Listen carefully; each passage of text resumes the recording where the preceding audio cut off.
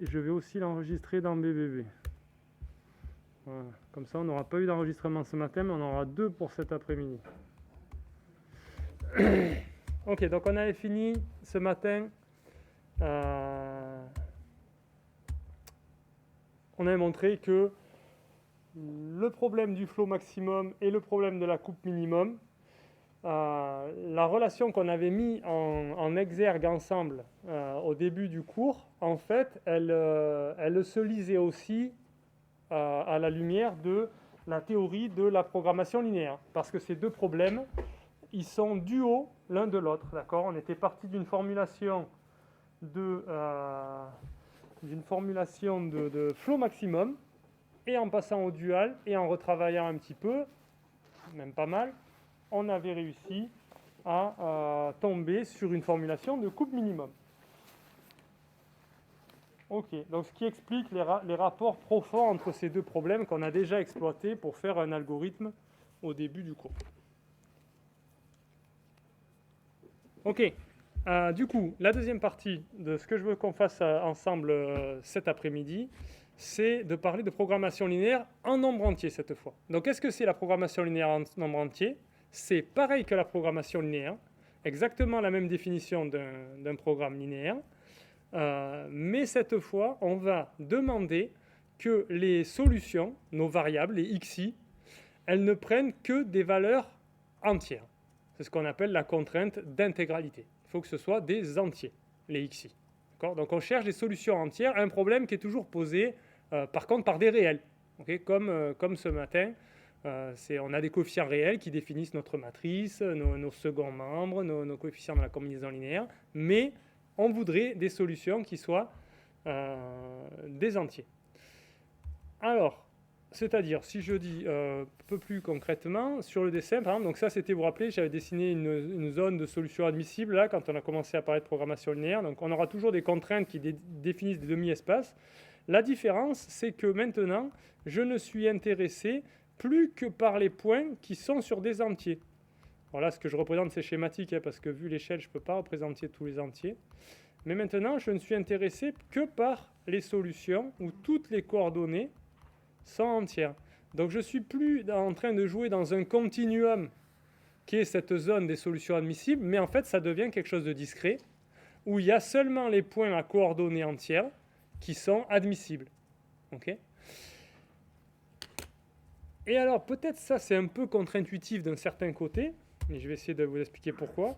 C'est que ce problème, quand on demande que les solutions sont entières, on peut se dire c'est plus facile de chercher des entiers, de jouer dans les entiers plutôt que dans les réels. En général, moi, je considère que c'est plus facile.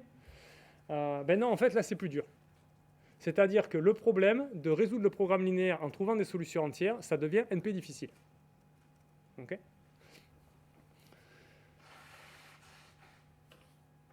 Contrairement à la programmation linéaire pour laquelle on a dit qu'il y a des solveurs polynomiaux. La programmation linéaire générale, où on cherche des solutions réelles, fractionnaires, c'est polynomial. Là, ça devient NP difficile. Alors, pourquoi est-ce que ça devient NP difficile ? Avant de dire comment on fait pour résoudre ça. Est-ce que vous sentez pourquoi est-ce que c'est dur de chercher ? Pourquoi dans ce cas-là, c'est plus dur de se restreindre aux entiers.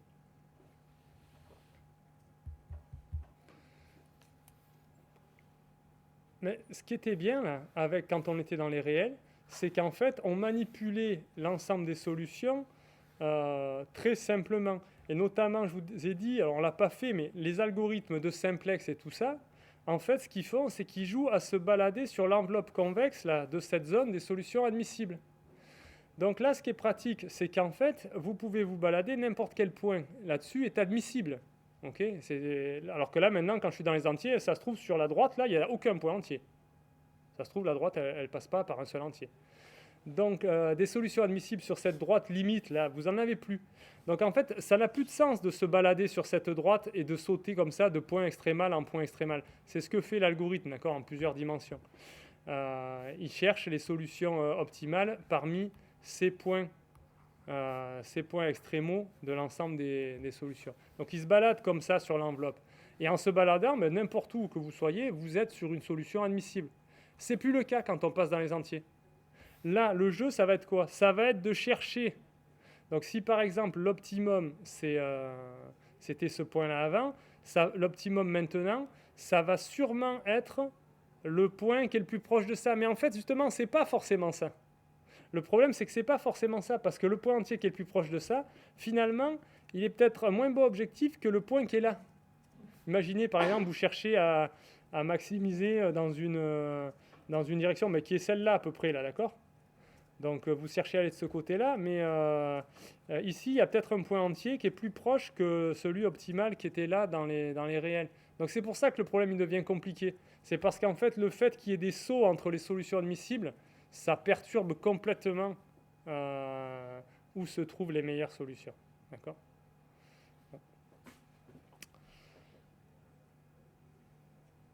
Ok. Donc voilà pourquoi c'est difficile. On ne peut plus déjà faire ce truc de se baser, de se balader sur l'enveloppe convexe. Ça n'a plus de sens.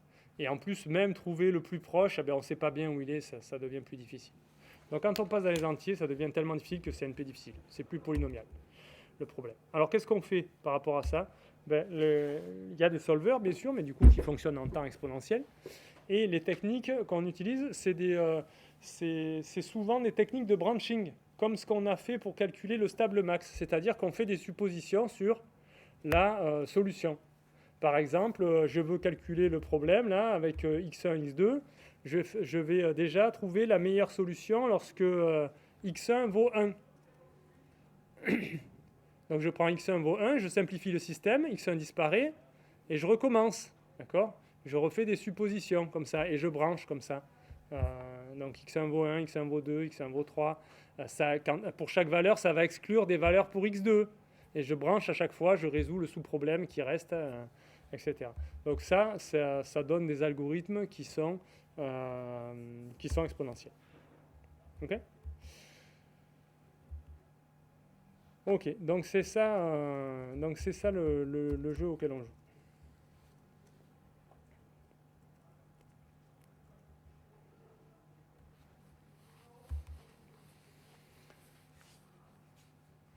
Donc du coup, petite remarque d'ailleurs, pour le problème du flow maximum, ok, on était très content de l'avoir formulé comme un problème de programmation linéaire, mais nous, avec l'algo qu'on avait fait, on avait aussi résolu, on avait montré qu'on résolvait aussi le problème avec flow à valeur entière.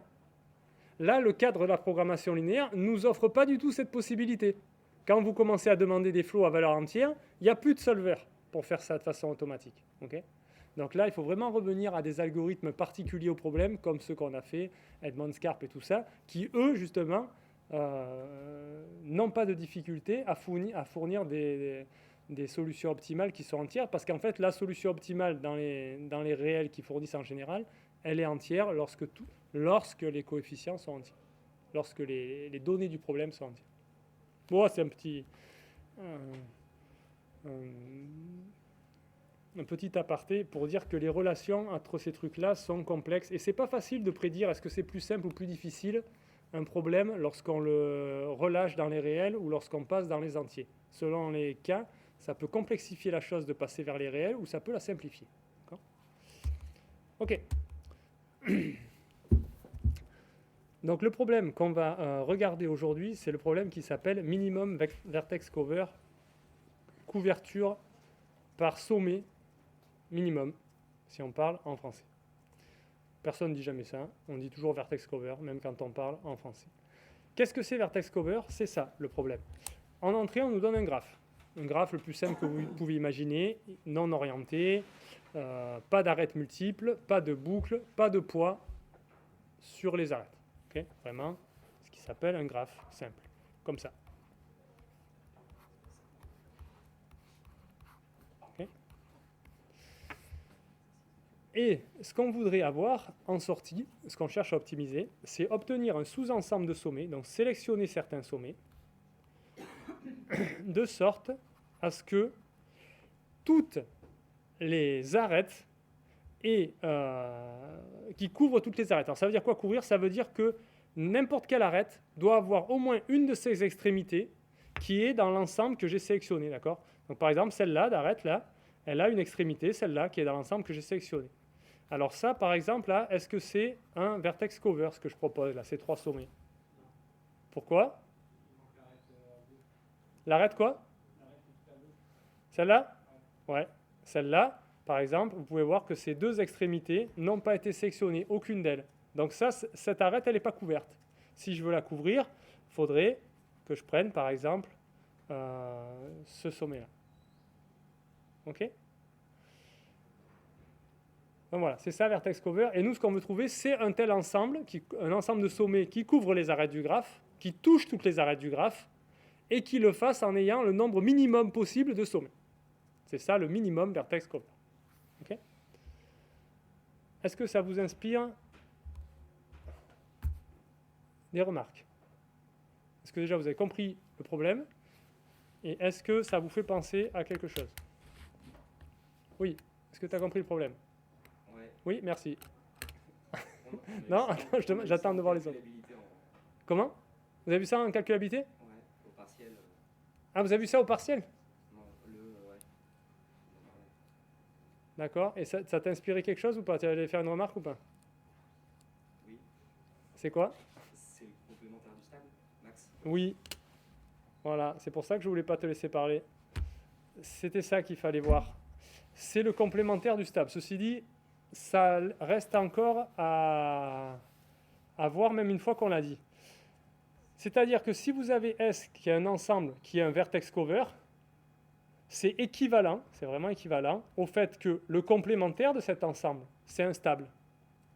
Parce que si dans le complémentaire, vous avez une arête entre 2 sommets, entre le reste, entre V-S, là, entre 2 sommets de V-S, ça veut dire que cette arête, elle n'est pas couverte par définition. Les 2 extrémités ne sont pas dans S.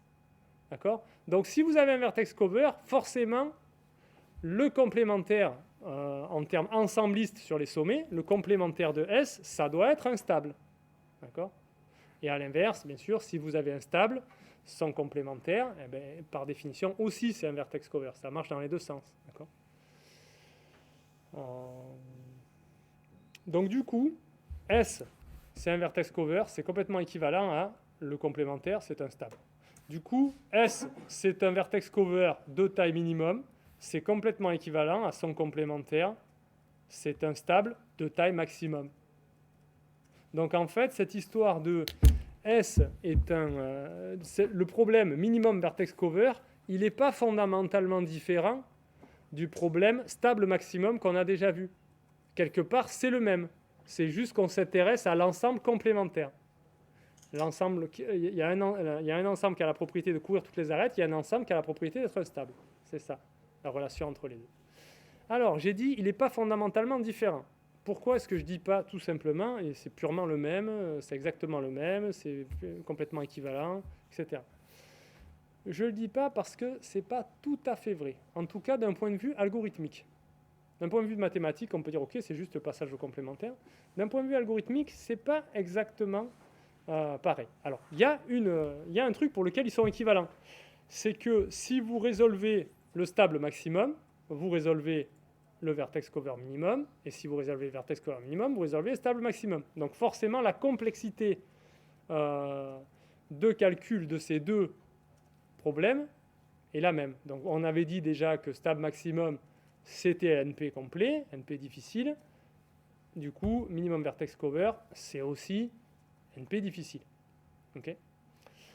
Mais il y a le sauf que pas complètement. Qu'est-ce que c'est qui n'est pas complètement équivalent? C'est un peu troublant, mais c'est pour ça que je veux que vous l'ayez vu. C'est qu'en fait, quand il y a des correspondances comme ça, c'est le complémentaire l'un de l'autre, ils ne sont pas 100% équivalents d'un point de vue algorithmique. Par exemple, vis-à-vis de tout ce qu'on a fait ensemble. Notamment, un truc, bon, ça c'est ce que je viens de dire, minimum vertex cover, du coup il est NP complet parce que le stable maximum il est, mais ce qui passe pas bien, c'est l'approximabilité. Ces 2 problèmes n'ont pas le même, ne sont pas équivalents vis-à-vis de la possibilité de les approximer à un facteur constant près. Okay. Alors, il se trouve que minimum vertex cover, il est approximable à un facteur constant. On va montrer là aujourd'hui directement 2, mais je crois qu'il y a mieux que ça. Et stable maximum, il n'est pas.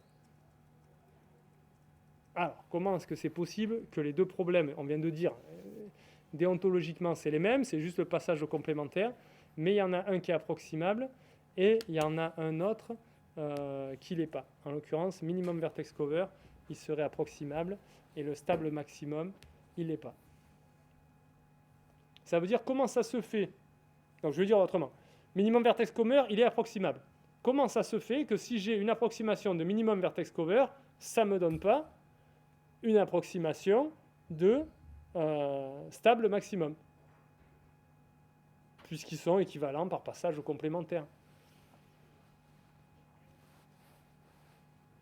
Comment cela se fait-il? Oui. C'est pas parce que si on a un vertex cover et qu'on rajoute 2 fois plus de nœuds, ça va pas forcément faire un stable qui est 2 fois plus petit que le stable maximum. Alors, je suis pas sûr de comprendre à 100% ce que tu veux dire, pourtant, j'y reconnais, oui, un peu l'idée, ouais. C'est une question de taille des deux, en effet. C'est une question de taille du minimum vertex cover comparé à la taille du stable maximum. Donc, par exemple, je ne sais pas si c'est exactement ça l'intuition que tu as, mais ce qui peut se passer, c'est que, imaginez que vous trouviez... Attendez, où est-ce que je peux écrire qu'il soit mieux? Non, nulle part. Si, je vais faire une nouvelle page. Ce qui se passe, c'est que si vous avez, par exemple, votre MVC, donc je prends un graphe avec n sommets, ok? Vous avez votre MVC qui vaut, je ne sais pas, 3/4 de n, ok? Minimum vertex cover, c'est il faut prendre 3/4 des sommets. Vous l'approximez, mettons à 2 près. Pas très intéressant, parce qu'à 2 près, la réponse, d'accord, ça peut être n, par exemple. Oui, c'est sûr que si on prend tous les sommets, c'est toujours un vertex cover. Okay, donc, quelque part, si ce truc-là est gros, et que je l'approxime à un facteur constant près, bon, mais des fois, ça ne me donne pas beaucoup d'informations. Mais dans ce cas-là, par exemple, si, du coup, 3/4 de n, donc ça voudrait dire que le stable max, là, dans ce cas-là, le stable max, on a dit, bah, du coup, c'est 1/4 de n. Ok. Bon, moi, mon algo d'approx pour MVC, il m'a répondu n. En quoi ça m'aide à me dire une approximation du stable max? Ça ne m'aide pas du tout. Okay, ça ne m'aide pas du tout, parce que là, il me dit, tu prends tous les sommets, ça couvre le graphe. Merci, oui, je savais. Donc, en fait, le fait d'approximer l'un, le passage au complémentaire, là, ça ne permet pas du tout d'approximer l'autre. Et c'est une question de taille. En fait, regardez pourquoi ça marche. Parce que celui-là, c'est le gros dans l'histoire. Si celui-là, c'est le gros, l'approximer ne va pas me permettre de faire une approximation sur le petit. Par contre, si je fais une bonne approximation sur le petit, oui, j'en déduis une bonne approximation sur le gros. Okay, si je fais un algo pour stable max qui me répond avec un facteur constant, si je pouvais faire ça, on ne peut pas, mais qui me répondait, ou si je fais un algo pour MVC qui me répond le MVC avec un facteur d'approx 2, c'est 16, bon, ben j'ai un facteur d'approx garanti sur le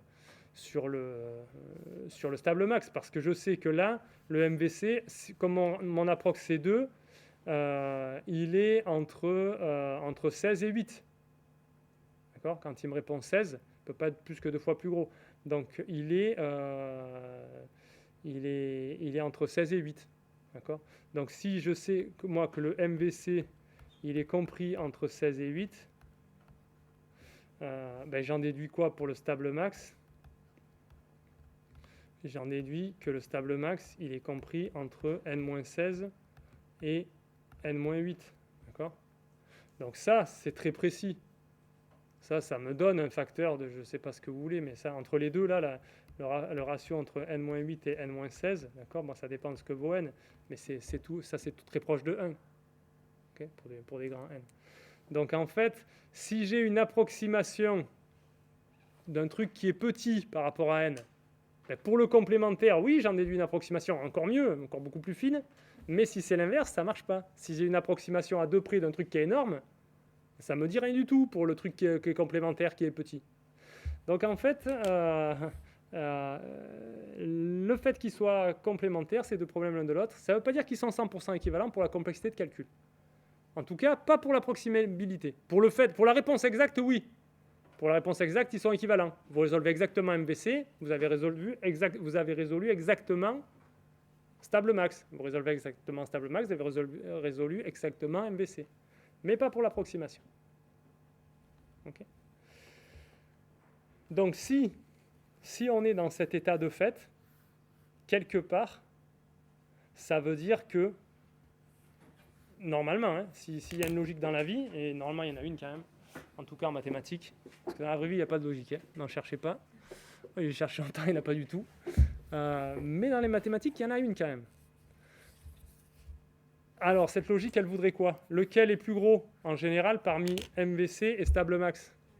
Ça devrait être MVC normalement. Et si on veut le vérifier, il faudrait s'en assurer sur un graphe aléatoire, par exemple. Vous prenez un graphe aléatoire. Ça veut dire vous prenez un graphe, on a pris n sommets, d'accord? Et puis vous décidez pour chaque arête avec probabilité 1,5, vous la mettez, avec probabilité 1,5, vous ne la mettez pas. Okay. Alors vous faites ça vous fait un graphe aléatoire. Tous les graphes comme ça, sur ces n sommets, ils ont la même probabilité d'apparaître. C'est un truc comme 1,5 à l'exposant n. La probabilité d'avoir ce graphe-là. Pardon, qu'est-ce que je raconte? 1,5 à l'exposant n fois n-1 sur 2.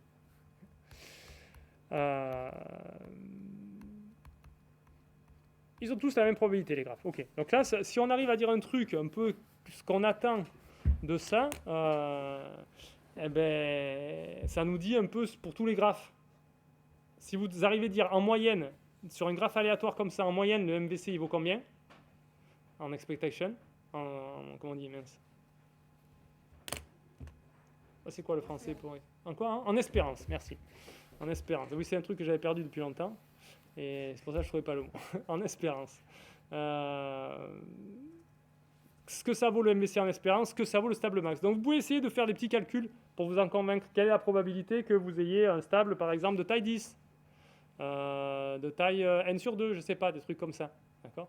Voilà. Et là, si vous faites ce genre de petits calculs, vous allez voir qu'en fait, le stable max en espérance, il n'est pas gros. Okay.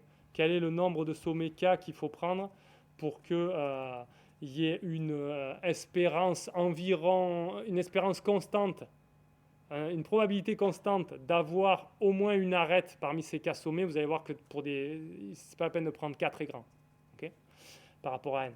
Et du coup, ça veut dire en fait, oui, le stable max, c'est le petit dans l'histoire. Et le MVC, en général, c'est très gros. En général, le MVC, il faut prendre N-K, d'accord, si K, c'est le stable max. Ok, donc voilà où se situe la logique du rapport quand même hiérarchique entre ces deux problèmes. Donc en fait, on peut dire, ouais, c'est génial, on peut approximer minimum vertex cover. Oui, mais on peut l'approximer parce qu'il est tellement gros que l'approximation ne dit pas grand-chose en fait. C'est là où elle est la logique des mathématiques, où en fait, si on la creuse jusqu'au bout, elle est souvent décevante.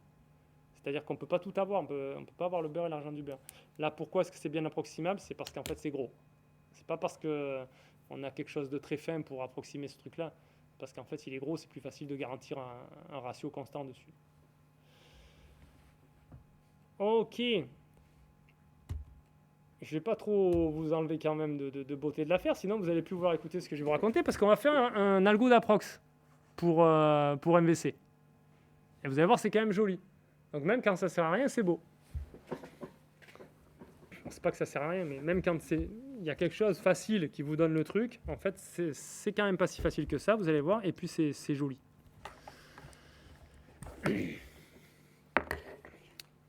Et qu'est-ce qu'on va faire pour ça? C'est là où ça commence à être intéressant, le cours commence à se recouper. Bon, peut-être vous allez dire c'est tard, c'est la fin du cours. Mais là, on va faire un ratio, on va faire un truc d'approx qui est basé sur la programmation linéaire en nombre entier. C'est ça qui est rigolo, c'est ça qui est joli, à mon avis.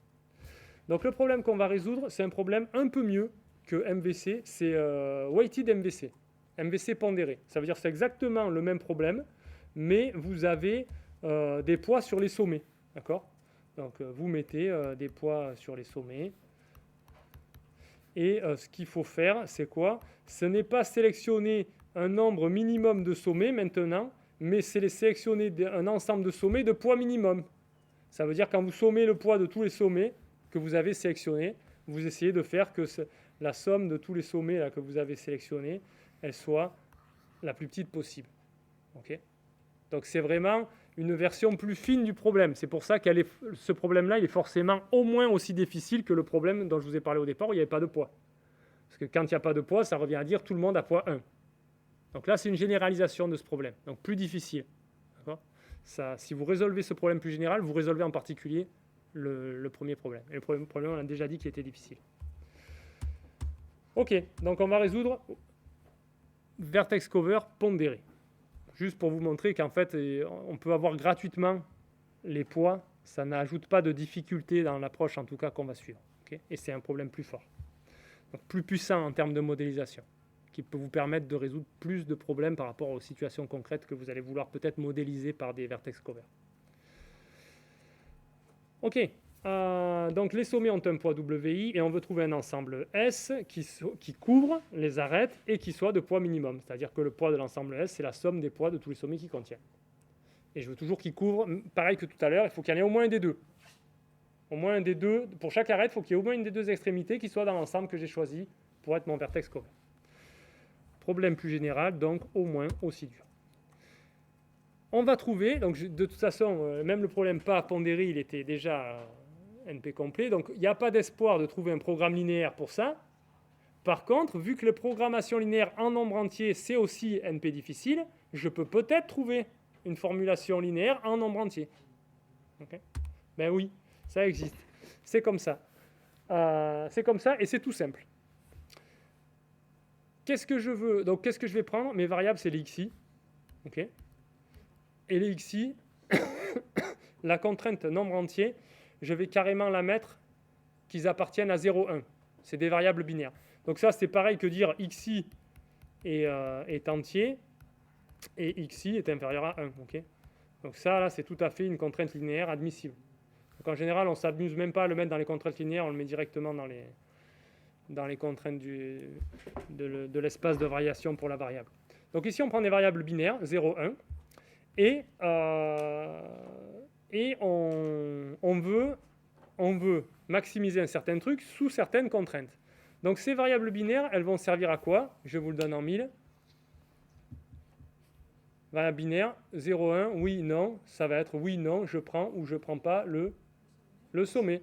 Donc je prends n variables xi, une pour chaque sommet, et 0, ça veut dire je ne prends pas le sommet dans le vertex cover, 1, ça veut dire je le prends dans mon vertex cover. Et moi, je veux que ça soit une couverture des arêtes. Je veux que toutes les arêtes soient couvertes. Donc, qu'est-ce que je demande? C'est là que ça marche bien parce que ça s'exprime de façon linéaire. Je demande à ce que, quand je regarde les x, si j'ai une arête entre i et j, okay, je veux que, moi j'ai choisi xi, je le prends pas, xj, je le prends pas. Je veux qu'il y en ait un des deux qui soit pris. C'est-à-dire qu'il y en ait un des deux qui soit 1. Donc ça veut dire, ce que je veux, ça s'exprime bien sous forme linéaire par xi plus xj vaut au moins 1. D'accord, les deux variables sont 0 ou 1. Mais ça veut dire qu'il y en a au moins une des deux qui vaut 1. Et je peux l'exprimer par un truc linéaire, par une inéquation. C'est pour ça que ça marche de le faire rentrer dans ce cadre de la programmation linéaire en nombre entier. Ok.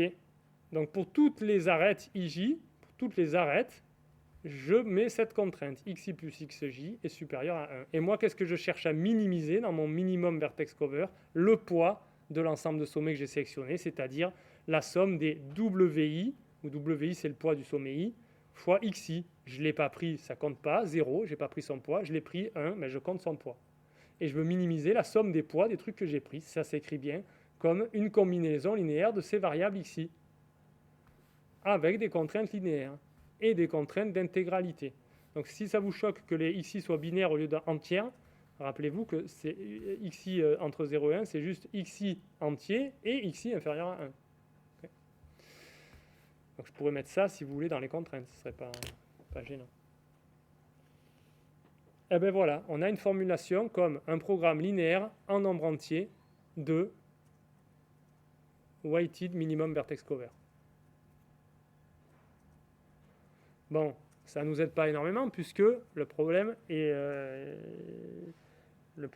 résoudre la programmation linéaire en nombre entier, c'est NP difficile. de toute façon. Donc, bon, heureusement, puisque de toute façon, on sait que le problème MVC lui-même, il est difficile. Ok, donc qu'est-ce qu'on peut faire? Eh bien, on peut se servir de ça pour faire un algo d'approx. Et c'est ça qui est joli. Et c'est pour ça que vous êtes venus. Et c'est pour ça que vous n'allez pas être déçus. Ça, j'espère en tout cas. Et ça marche même pour ceux qui ne sont pas venus. J'espère aussi que vous n'allez pas être déçus. Qu'est-ce qu'on va faire? Et c'est là que c'est quand même vraiment séduisant comme approche. Et ça marche, mais alors très souvent. Ça ne marche pas tout le temps, mais ça marche souvent. C'est des arguments classiques, ça. L'argument, c'est de dire, OK, ce truc-là, je ne sais pas le résoudre parce que c'est trop difficile. Mais pourquoi c'est trop difficile? Parce que je suis dans les entiers. Je vais relâcher ça. Je vais le résoudre. On va faire une relaxation. C'est-à-dire, je vais le résoudre non pas dans les entiers, mais dans les réels, où je sais qu'il y a des solutions, il y a des solvers polynomiaux pour résoudre ces trucs-là. Donc, je vais faire la même chose, mais le XI, c'est exactement le même programme linéaire, mais le XI, il est plus 0 ou 1, il est compris. C'est un réel compris entre 0 et 1. D'accord? Donc, quand je fais cette relaxation, c'est là qu'est la relaxation. Hein. La relaxation, c'est relâcher quelque chose. Là, je relâche la contrainte qui doit être entier. Il est plus entier, il est réel entre 0 et 1. Okay? Et quand je fais ça, je gagne quoi? Je gagne que ça devient polynomial de résoudre ce truc-là. Okay? Donc là, je suis content, mais par contre, je ne sais pas trop la solution que ça va me donner, la solution fractionnaire, je ne sais pas bien quoi en faire. Par exemple, quand il va me répondre xi égale 1,5, xi égale 0,5, qu'est-ce que je fais? Je le prends ou pas, le sommet? Il est entre deux, là, vraiment entre deux. Puis quand il me répond 0,3 ou 0,6, je ne suis pas bien plus avancé non plus. Je le prends ou je ne le prends pas? Eh bien, quand même, ça va nous donner une information cruciale. Et avec ça, on va faire, mais avec une simplicité absolue, un algo d'approximation avec un facteur constant 2. Vraiment très simple. Okay? Devinez ce qu'il faut faire pour obtenir le ratio. Laissez-vous aller et dites ce que vous rêvez qu'il faut faire. Donc le programme, il vous répond, la variable xi, il faut la mettre à 0,3. Il faut la mettre à 0,7, à 0,6, à 0,4, etc., à 0,5. 0,3, vous le prenez ou pas dans le vertex cover? Non. 0,7. Oui. D'accord? Il vous donne un score entre 0 et 1. Au-dessus d'un demi, vous le prenez. En dessous d'un demi, vous ne le prenez pas. Vous interprétez le résultat comme ça. Si vous voulez, vous pouvez le voir comme une probabilité de il faut le prendre ou pas. Ah oui, il faudrait le prendre à 0,3, à 30%. Bon, mais je ne le prends pas. Si c'est moins d'un demi, je ne le prends pas. Si c'est plus d'un demi, je le prends. Il ne reste qu'une question, c'est quand c'est un demi. Je le prends ou pas? On le prend? Pour la sûreté? Oui, ça c'est bien. Ça c'est une approche raisonnable. Pour être tranquille, pour être sûr. Ouais, même on peut s'assurer qu'il faut absolument le prendre. C'est pas très dur. Si les deux ils sont à un demi-pile et qu'on en prend aucun. Exactement. Vu la contrainte qu'on a posée ici, là, il se peut qu'il nous réponde un demi pour les deux et il considère que le sommet, que l'arête est couverte. Parce qu'il y a un demi de chaque côté et que ça somme à plus de 1. Si moi, pour un demi-pile, je décide que je ne le prends pas, ça veut dire que je vais rejeter les deux et que mon arête, elle ne sera pas couverte. Donc je suis quelque part obligé, si je veux être sûr de garder la propriété que je couvre toutes les arêtes, je suis obligé de le prendre à 1,5. Eh ben, c'est exactement ce qu'il faut faire. Blablabla, blablabla. Ah oui, juste quand même un petit truc, c'est pas que du blabla. L'objectif qu'on réalise là, le minimum de ce machin-là dans la relaxation, il est meilleur que le minimum qu'on peut atteindre avec les contraintes d'intégralité. Ben oui, j'ai enlevé des contraintes. Donc, je peux encore plus optimiser. D'accord ? Donc, l'objectif, il est meilleur. Mais malheureusement, la solution n'est pas admissible pour nous. C'est-à-dire que nous, il nous faudrait des solutions entières pour savoir le vertex cover. Donc, on fait l'algo d'approx, exactement comme on vient de dire. On résout le problème de la relaxation linéaire et puis on interprète comme on a dit. On construit une solution entière à partir de celle réelle en faisant l'approximation qu'on a dit. Strictement moins d'un demi, on met 0. Strictement supérieur ou égal à 1,5, on met 1. D'accord ? Parce qu'on met par arrondi. C'est de l'arrondi. Donc, xi égale 1, si et seulement si, le xi tilde, là, celui que j'ai obtenu par relaxation, il est supérieur ou égal à 1,5. Et il nous manque plus qu'à montrer que, formellement, que c'est une couverture de toutes les arêtes, ce machin-là, là, les xi que j'obtiens comme ça, que ça couvre toutes les arêtes, et que ça ne demande pas plus que 2 fois le nombre minimum de sommets requis. Donc on montre que c'est un vertex cover, et que le poids de ce vertex, alors c'est pas le norme, pardon, c'est le poids, là on est dans la version pondérée, que le poids de cet ensemble S qu'on a récupéré comme ça, il n'est pas plus que 2 fois le poids de l'ensemble optimal.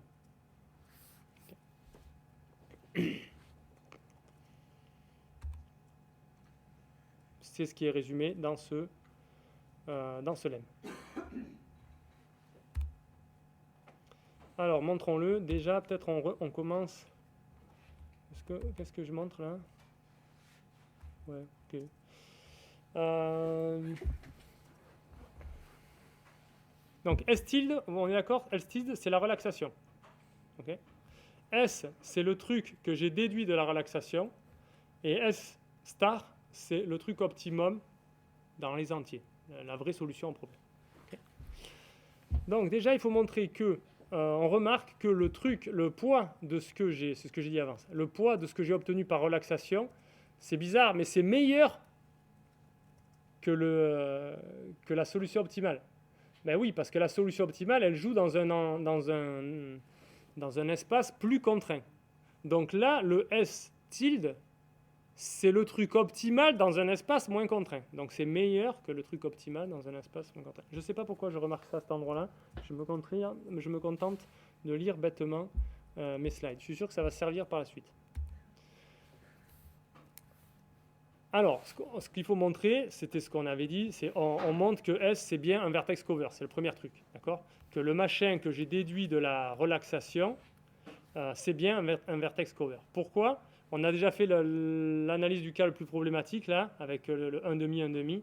C'est que si vous prenez une arête IJ, vous savez que dans la relaxation, vous aviez ça qui était satisfait. Ça veut dire, si la somme de ces deux trucs-là, du xi tilde et du xj tilde, est au moins 1, il y en a au moins un des deux qui vaut au moins 1,5. Vous ne pouvez pas avoir les deux plus petits qu'1,5, ça ne ferait pas plus de 1 la somme. Donc il y en a au moins un des deux qui vaut au moins 1,5. Donc s'il y en a au moins des deux qui vaut au moins 1,5, lorsque j'ai fait l'arrondi, lui, je l'ai mis à 1. Celui qui vaut au moins 1,5. Donc en fait, l'arête, elle est bien couverte. Okay. Donc si on a xi qui est supérieur à 1,5, alors on a xi égale 1. Et sinon, si c'est xj qui est supérieur à 1,5, on a xj égale 1. Et du coup, mon arête, elle est bien couverte dans le S. Donc oui, S, c'est bien un vertex cover. Ça couvre toutes les arêtes forcément. Et on revient à notre discussion qu'on est obligé de prendre le 1,5, de le faire aller vers 1, parce que sinon, quand c'est 1,5, 1,5, on n'aurait pas cette propriété. Okay. Et la dernière chose qui reste à montrer, c'est le fait que le poids de S n'est pas plus que 2 fois le poids optimum requis, oui, c'est ça, n'est pas plus que 2 fois le poids optimum requis. Et comme on a déjà montré que le poids de la solution relâchée était inférieur au poids de la solution optimale, on va surtout montrer du coup que le poids de S, c'est pas plus que 2 fois le poids de la solution relâchée. Et du coup, qui sera pas plus que 2 fois le poids de la solution optimale, et qui est ce que je cherche à montrer. Donc moi, ce que je veux, c'est montrer que le poids de S, après arrondi, il ne peut pas avoir plus que doublé par rapport au poids que m'avait fourni ma relaxation. Ben ça, c'est un peu gagné, ça. Peut pas plus que doubler. Pourquoi? Parce que moi, je le mets à 1 que quand c'est supérieur à 1,5. Donc, quand je le fais passer à 1, je ne le fais pas plus que doubler, parce qu'au pire, il passe de 1,5 à 1. D'accord? Donc, les poids de ceux que je garde, je les fais que doubler. Et les autres, je les mets à 0. D'accord? Donc, tous les poids ne font que au plus doubler. Ceux que je mets à 0, même ils diminuent. En tout cas, ils n'augmentent pas. Donc, ils ne font pas plus que doubler s'ils n'augmentent pas. Et puis, ceux que je fais passer à 1, comme ils étaient déjà au moins à 1,5, ben, ils n'ont pas plus que doublé. Donc, en fait, il n'y a personne qui a plus que doublé dans tous les xi, là. Okay.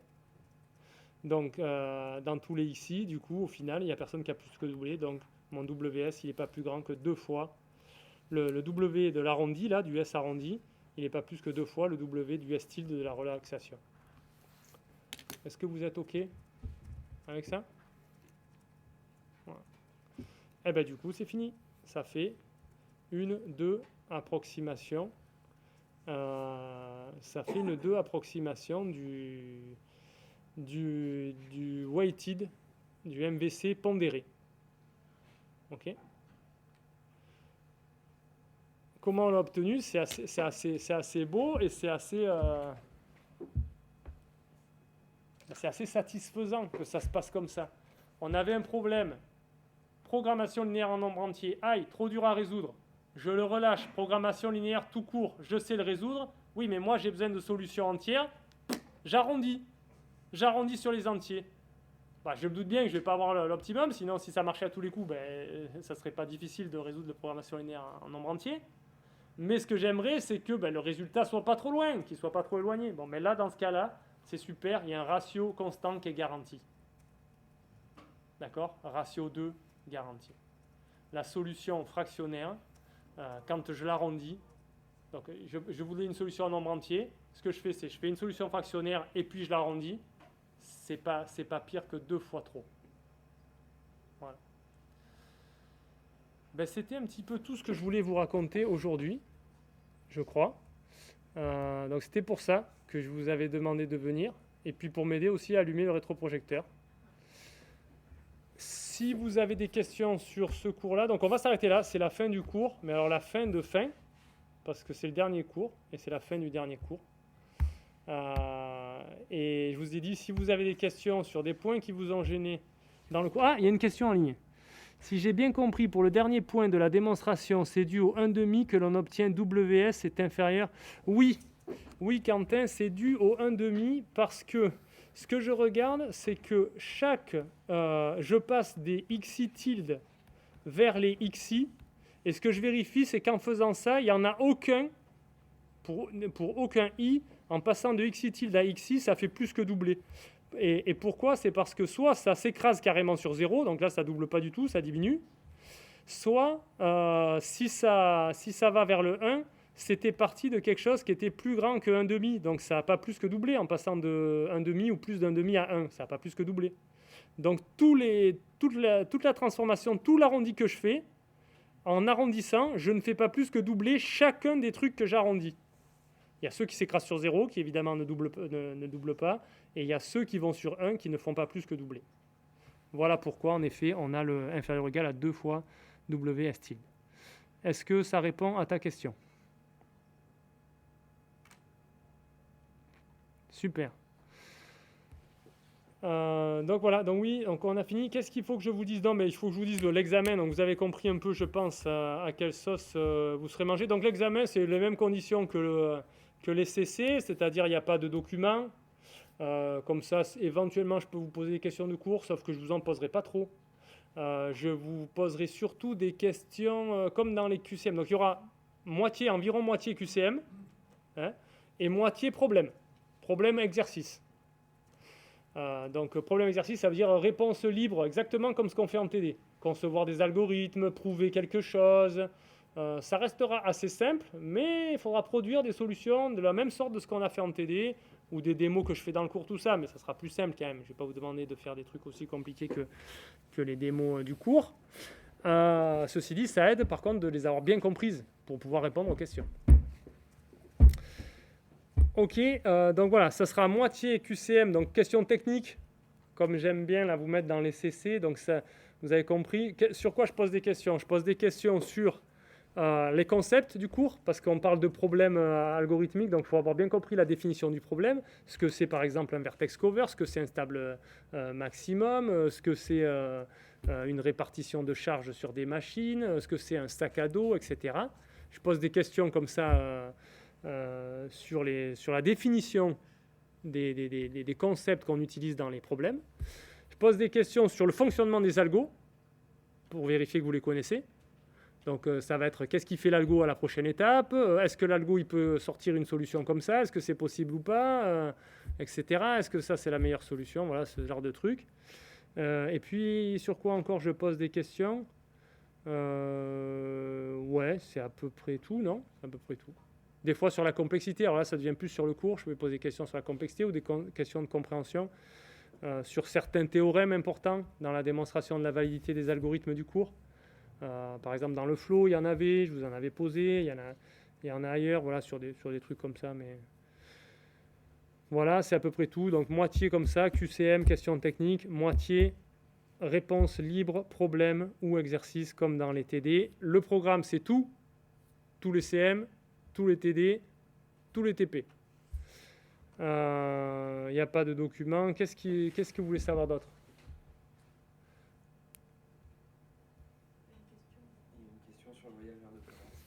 Il y a une question sur le voyageur de commerce. Ah oui, alors je vais répondre. Alors, si on a par exemple un voyageur de commerce à résoudre avec des données, c'est dans les 10 points courts ou l'autre partie? Non, il n'y a pas de partie courte. Ça, c'est dans la partie questions techniques sur le cours. Ouais, oui, sur le cours, si tu veux. Mais dans l'autre partie, non, dans l'autre partie, c'est vraiment réponse libre. Ça va être concevoir un algo pour faire tel truc.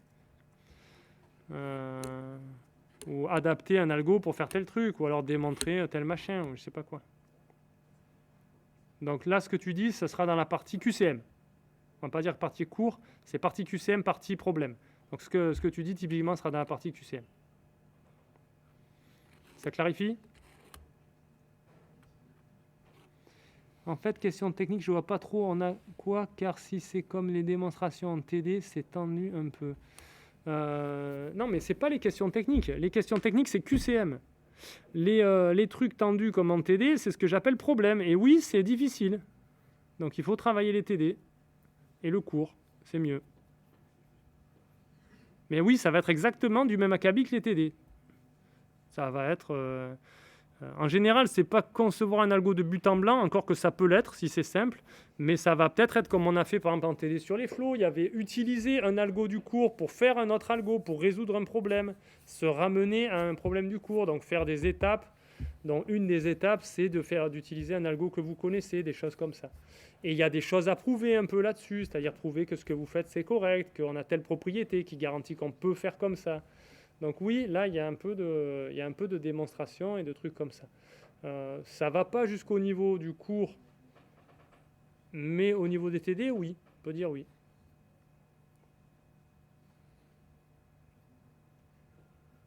Est-ce que tu es rassuré, Nicolas? Est-ce que tu as fait peur à tout le monde ici? Pas du tout. Ben, c'est gagné. Ici aussi, tout le monde flippe. Voilà. Est-ce qu'il y avait d'autres trucs que vous voulez savoir sur la forme de l'examen? Non? Ah oui, il y a un dernier truc aussi. Je vous avais dit la dernière fois, un peu vite fait, je vais vous faire passer un questionnaire sur... Non, mais c'est pas celui-là. Ouais, c'est ça que je veux vous dire. Vous avez dû recevoir peut-être une sollicitation pour remplir un truc. C'est de la part de l'université, il y a 4 ou 5 questions, voilà. Ça, c'est pas mon truc à moi, ça. Ça, c'est pour faire plaisir à l'université. Vous avez fait ça gratuitement. Et vous pouvez peut-être aller demander un sticker aux ressources humaines, mais je suis pas sûr qu'ils vous en donnent même. Donc, oui, non, mais non, Émilie, c'est pas ça justement, ce que je suis en train de dire. C'est pas celui-là, ça c'est celui de l'université. Celui que moi je vais vous envoyer, il est un peu plus conséquent. Il y a plus de questions et il faut un quart d'heure au moins pour le faire. Et comme je vous ai dit, c'est anonyme. Donc vous pouvez dire vraiment ce que vous voulez. Si vous n'avez pas aimé, vous dites que vous n'avez pas aimé. Vous avez aimé, vous dites que vous avez aimé. Ça ne change rien. De toute façon, à la fin, moi ce que j'ai, c'est uniquement la liste des personnes qui ont répondu. Et je ne sais pas ce que vous avez répondu. Et en fonction de ça, je prends tous les gens qui ont répondu. Alors, il faut aller jusqu'au bout du formulaire, c'est important. Il y a une partie libre aussi dans le formulaire, mais la partie libre, je ne tiens pas compte de ça. Ça, c'est facultatif. Vous répondez pas, c'est facultatif. C'est anonyme aussi, évidemment, mais vous répondez pas, c'est facultatif. C'est juste la partie QCM qu'il faut compléter. Vous verrez, c'est en 2 parties. Et je mets un demi-point de plus à l'examen à tous ceux qui ont répondu. Et ça prend, il y a presque une trentaine de questions, ça prend un quart d'heure, quand même. Et je vais vous envoyer ça à faire dès que je peux, dans les jours qui arrivent. Il faut le faire avant l'examen. D'accord? Ouais. Et non, mais si vous ne faites pas l'examen, c'est pas grave, mais vous n'avez pas le demi-point, c'est tout. Ouais, mais c'est dur d'évaluer avant d'avoir eu l'examen final pour qu'on sache. Non, justement. Non, mais c'est fait exprès. C'est justement, c'est-à-dire, je ne veux pas que vous évaluez l'évaluation. Si l'évaluation, je vais vous poser des questions sur l'évaluation, mais du contrôle continu. Ce que je veux que vous évaluiez, c'est le contenu du cours et l'évaluation du contrôle continu. Donc vous pourrez dire l'évaluation du contrôle continu, c'est trop simple, c'est trop dur, c'est pas bien, etc. C'est pas la bonne forme, tout ça, vous pouvez le dire. Par contre, je veux pas que vous répondiez sur le coup de vous sortir de l'examen. Et oh non, c'était trop dur, c'était nul. Donc voilà. Ceci dit, si vous dites que c'était nul, comme je l'ai dit, ça n'a aucune incidence sur le fait que vous ayez un demi-point. D'ailleurs, si vous dites que c'était nul, ça m'aide beaucoup. Ce qui ne m'aide pas, c'est quand vous répondez pas honnêtement. Si vous répondez par exemple vraiment n'importe quoi, là, ça m'aide pas. Donc là, juste, j'en appelle à votre sens humain de vous dire que ça ne sert pas uniquement à avoir un demi-point, mais moi, ça me sert aussi à avoir un retour sur ce qu'on a fait en cours et éventuellement essayer d'améliorer. Ok, je crois que c'était un peu tout ce que je voulais vous dire. Si vous n'avez pas d'autres questions, je vais juste vous libérer et je vais retrouver le groupe A en TD2 et aussi à moitié en ligne. Il y a peut-être quelqu'un qui dit encore quelque chose. Simon, non? Tu voulais dire quelque chose, Simon? Tu veux dire au revoir? Merci, Simon. Bonne continuation à toi aussi. Cette fois, je n'ai pas oublié d'enregistrer.